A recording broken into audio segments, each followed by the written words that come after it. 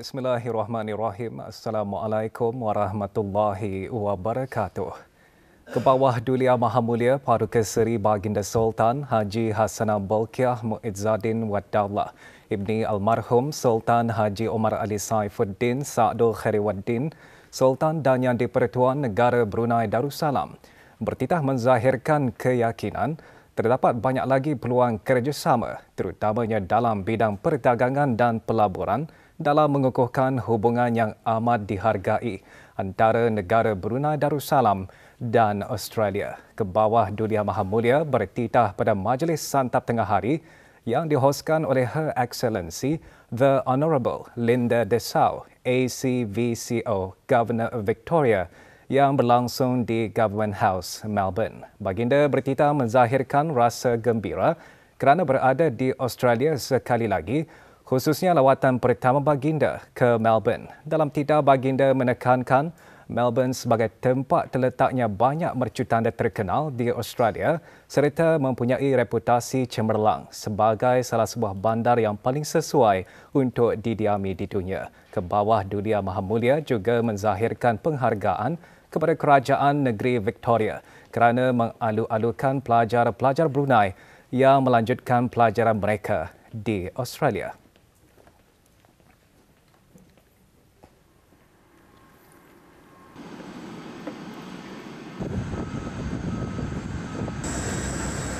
Kebawah Dulia Maha Mulia berangkat tiba di Melbourne bagi meneruskan keberangkatan negara ke Australia. Berangkat mengiringi Kebawah Dulia Maha Mulia Paduka Seri Baginda Sultan dan Yang di-Pertuan Negara Brunei Darussalam ialah Dulian Teramat Mulia Paduka Seri Pengiran Muda Abdul Matin.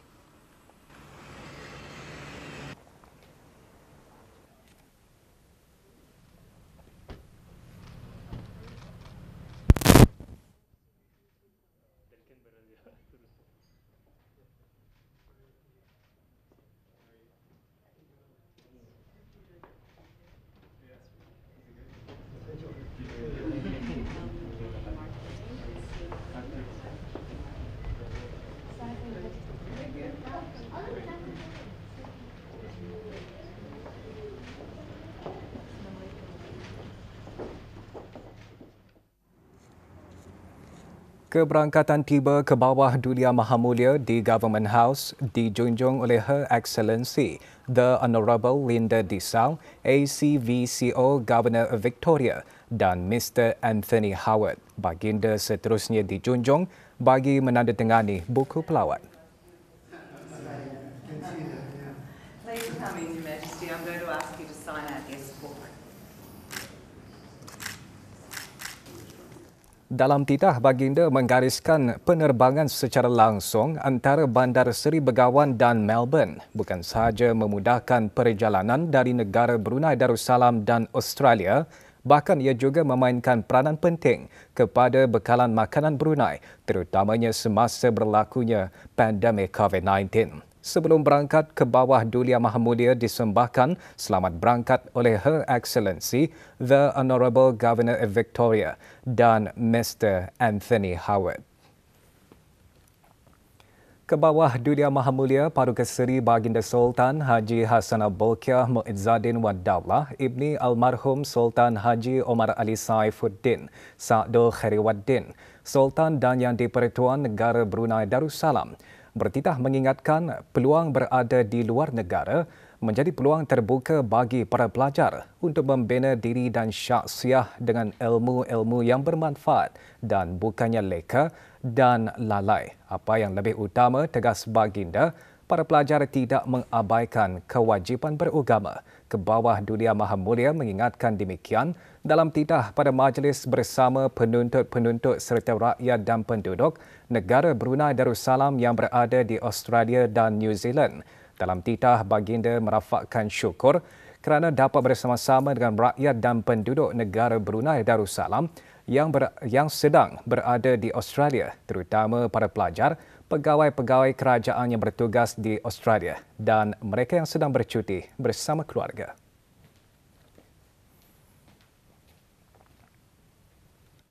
Pertemuan ini adalah merupakan saat yang dinantikan kerana ianya memberi peluang kepada beta untuk bersemuka dengan penduduk dan rakyat beta, khususnya para pelajar yang sedang mengikuti pengajian mereka di sini.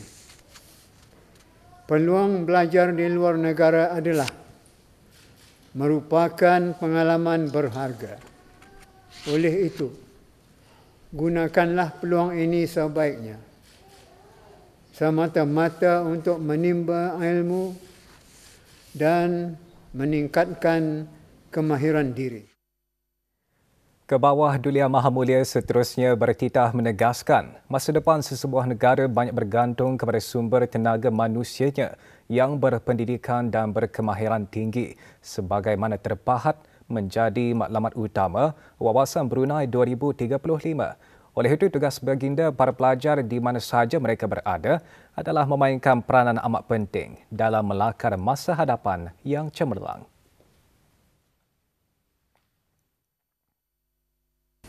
Sehubungan itu, beta ingin mengingatkan kepada para pelajar bahawa berada di luar negara bukanlah untuk leka dan lalai, tetapi ketika inilah peluang terbuka untuk membina diri dan syahsiah dengan ilmu-ilmu yang bermanfaat, serta juga lebih utama tidak mengabaikan kewajipan beragama seperti sembahyang 5 waktu, membaca Al-Quran dan lain-lain tuntutan amal soleh. Titah baginda juga memperingatkan para pelajar untuk beramal dengan vaksin ketuhanan yang menjadi perisai untuk menolak mudarat dan musibah.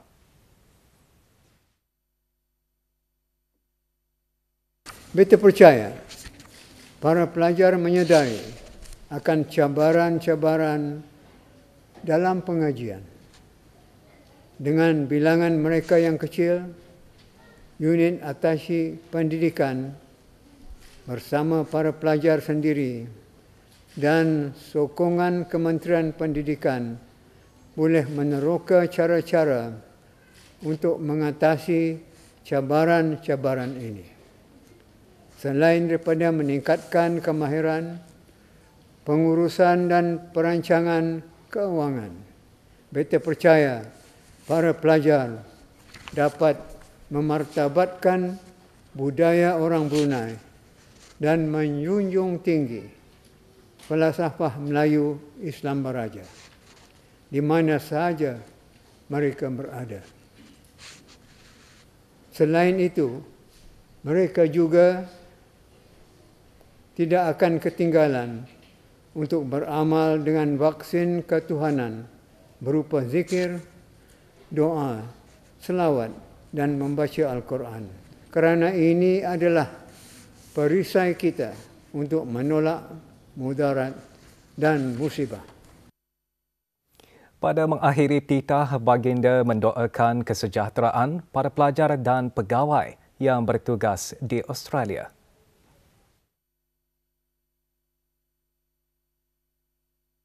InsyaAllah dengan berkat kecekalan, ketabahan dan ketahanan jati diri, para pelajar akan mampu untuk mengharungi segala cabaran dan bangkit dengan semangat berkobar-kobar untuk berjaya dalam pengajian.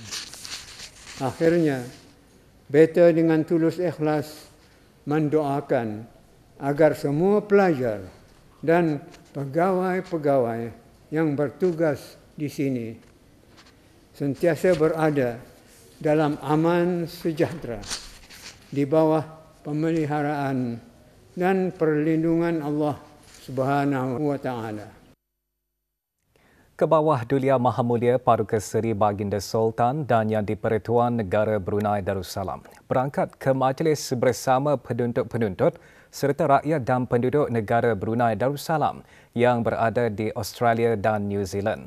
Majlis tersebut diadakan di Park Hyatt, Melbourne. Berangkat mengiringi Kebawah Duli Yang Maha Mulia ialah Dulian Teramat Mulia Paduka Seri Pengiran Muda Abdul Matin.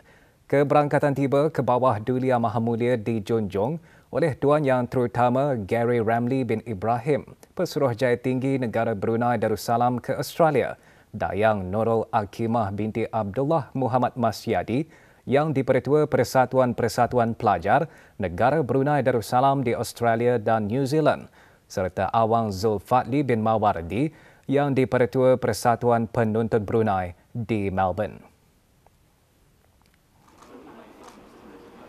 Baginda dijunjung berangkat bagi majlis santap minum petang bersama perwakilan penuntut serta dijunjung untuk menandatangani lembaran kenangan.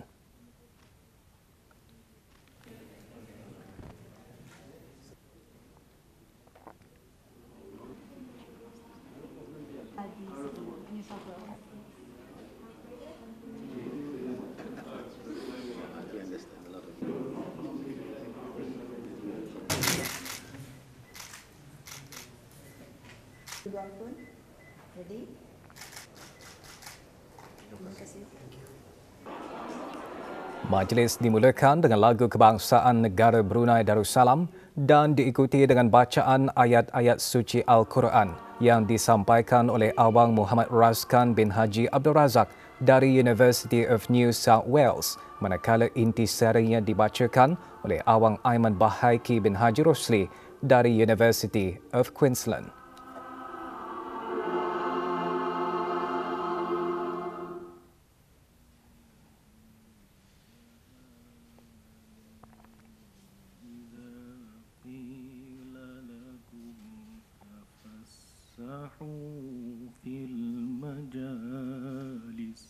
Hingga 5 surah Al-Qalam pula menjelaskan kepada kita agar mencerminkan kepada ketua atau pemimpin yang memiliki kepribadian yang mulia.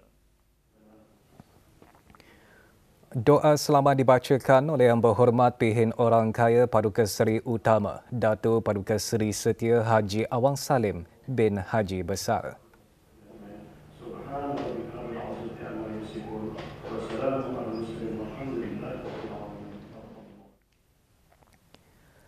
Yang Dipertua Persatuan-Persatuan Pelajar di Australia dan New Zealand dalam sembah alu-aluan antara lainnya menyembahkan setinggi-tinggi menjunjung kasih atas keberangkatan ke bawah Dulia Maha Mulia yang mencerminkan manifestasi sikap pemedulian dan keprihatinan baginda terhadap kesejahteraan penuntut, rakyat dan penduduk negara Brunei Darussalam di Australia dan New Zealand serta memuatkan sembah ikrar taat setia yang tidak berbelah bahagi ke hadapan majlis ke bawah Dulia Maha Mulia.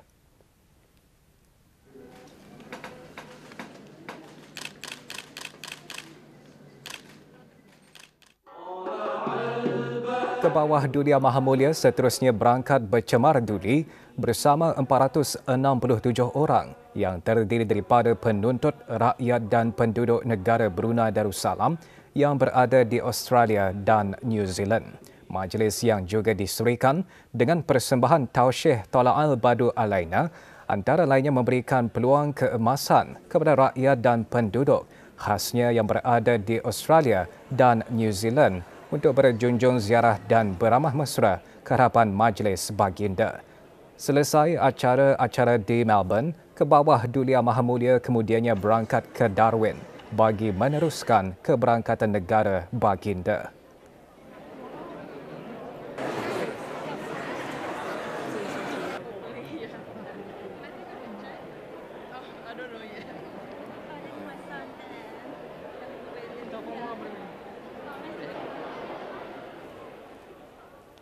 Bagi para pelajar yang melanjutkan pengajian di luar negara, nilai-nilai Melayu Islam Beraja yang diamalkan menjadikan mereka lebih gigih untuk mempelajari ilmu dan kemahiran agar dapat dimanfaatkan bagi membantu membangun negara selaras dengan Wawasan Brunei 2035. Saya rasa pelajar mesti ada kemahiran berfikir kritikal dan juga mahir dalam bidang berkomunikasi, sama ada berkomunikasi secara bercakap atau menulis, juga mempunyai sifat yang ramah kepada orang lain. Untuk mencapai wawasan 2035, kesemua rakyat, termasuknya penuntut-penuntut, hendaklah sentiasa gigih, persisten dalam apa saja aktiviti dan projek yang dilakukan. Kemahiran pengalaman saya yang saya dapat dari negara ini, mungkin saya akan dapat membantu dan menolong Brunei sewaktu saya pulang dan tamat pengajian. Kami sebagai pelajar beasiswa akan sentiasa terus berusaha untuk memperbaiki pembangunan Brunei Darussalam dengan yang sesuai dengan wawasan Brunei 2035. Bidang pendidikan dan pertukaran antara rakyat antara beberapa perkara yang menjadi kepentingan bersama. Antara yang dibincangkan semasa Yang Berhormat Pehin Orang Kaya Seri Lela, Datuk Seri Setia Awang Haji Abdul Rahman bin Datuk Setia Haji Muhammad Taib, yang di-Pertua Majlis Mesyuarat Negara, menerima kunjungan hormat daripada Puan Yang Terutama Irma Said Muhammad Al-Khathiri, Duta Besar Istimewa dan Mutlak Kesultanan Oman ke negara Brunei Darussalam. Semasa kunjungan hormat tersebut, kedua-dua pihak juga merakamkan penghargaan atas hubungan kerjasama yang terjalin dan berharap ia akan sentiasa berkembang dan dapat diperkukuhkan lagi melalui pertukaran lawatan dan kerjasama dalam bidang yang sedia ada dan yang akan datang. Komitmen dan inisiatif negara Brunei Darussalam melalui pendekatan seluruh kerajaan untuk menyokong usaha memajukan keadilan sosial dan memastikan keadilan di tempat kerja sejajar dengan deklarasi ASEAN mengenai memperkukuh perlindungan sosial dan mematuhi piawaian serta dasar antarabangsa. Ia adalah untuk melindungi hak asasi manusia dan kumpulan yang berisiko tinggi. Menteri Hal Ehwal Dalam Negeri menyatakan demikian semasa sesi plenari ketika menghadiri persidangan buruh antarabangsa ILC dan sidang kemuncak dunia kerja sesi ke-111 baru-baru ini di Palais des Nations dan Ibu Pejabat Pertubuhan Buruh Antarabangsa ILO, Geneva, Switzerland. Yang Berhormat Datuk Seri Setia Awang Haji Ahmadin bin Haji Abdul Rahman antara lain menyatakan ratifikasi Konvensyen Buruh Paksa 1930 akan mempercepatkan kemajuan dengan ketara ke arah mencapai keadilan sosial selaras dengan aspirasi sidang kemuncak dalam mereformasi dan merungkai ketidakadilan dan ketidaksamaan sosial terutama dalam konflik kerja. Para wakil membincangkan pelbagai isu termasuk peralihan ke arah ekonomi yang mampan dan inklusif, perantisan berkualiti dan perlindungan pekerja. Juga diadakan mesyuarat Menteri-Menteri Kumpulan Asia Pasifik, sementara sidang kemuncak dunia kerja memfokuskan kepada kepentingan tindakan yang diselaraskan untuk mempromosikan keadilan sosial. Pandemik COVID-19 menjadi bukti sains, teknologi dan inovasi penting dalam tindakan dan pemulihan dari krisis. Di sebalik cabaran dari pandemik, sains dan teknologi dan inovasi masih menjadi asas perkembangan manusia. Oleh kerana itu, antara yang ditekankan oleh Setiausaha Tetap Kementerian Pengangkutan dan Info Komunikasi semasa mesyuarat Jawatankuasa Sains, Teknologi dan Inovasi ASEAN ke-83 KOSTI selaku pengerusi kebangsaan KOSTI. Negara Brunei Darussalam melalui Kementerian Pengangkutan dan Info Komunikasi menjadi tuan rumah bagi mesyuarat KOSTI ke-83. Awang Haji Muhammad Nazri bin Haji Yusof turut menekankan kepentingan dalam mempertingkatkan koordinasi KOSTI serta keperluan untuk meningkatkan akses dan penggunaan dana sains, teknologi dan inovasi semasa sesi KOSTI Retreat yang sehari sebelum mesyuarat KOSTI 83.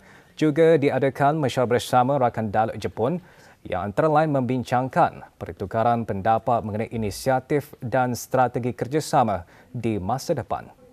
Sementara itu, dalam sesi KOSTI Retreat Isnin lalu membincangkan keberkesanan dan hala tuju struktur tadbir urus ASEAN STI, mekanisme pembiayaan dan juga bidang tumpuan ASEAN STI sebagai persediaan untuk mesyuarat KOSTI 83.